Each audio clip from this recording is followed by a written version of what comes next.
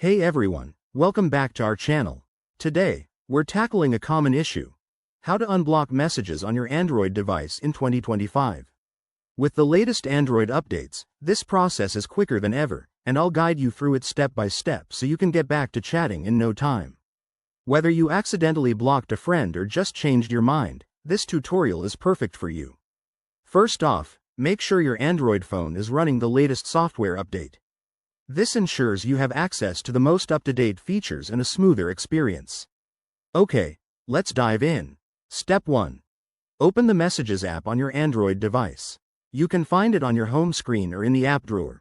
It's usually the one with a speech bubble icon. Step 2. Once the app is open, look for the 3 vertical dots in the top right corner. That's the menu button. Tap on it to expand your options. Step 3. In the menu, scroll down and select Settings or Message Settings. This might vary slightly depending on your device manufacturer, like Samsung or Google Pixel. Step 4. Inside the settings, find the section labeled Blocked Numbers, Blocked Contacts, or Spam and Blocked. Tap on it to view your list. Step 5. You'll see a list of blocked contacts. Locate the one you want to unblock, tap on it, and then select the Unblock option.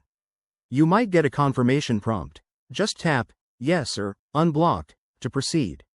And just like that, you're done. You should now be able to receive messages from that contact again.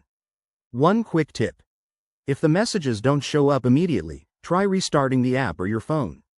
Also, remember that unblocking won't restore any previously deleted messages, so it's best to act fast. I hope this guide made things crystal clear and saved you some frustration. If it did, give this video a thumbs up, subscribe for more tech tips, and hit the bell icon for notifications. Got questions? Drop them in the comments below. I'm here to help. Thanks for watching, and see you in the next one.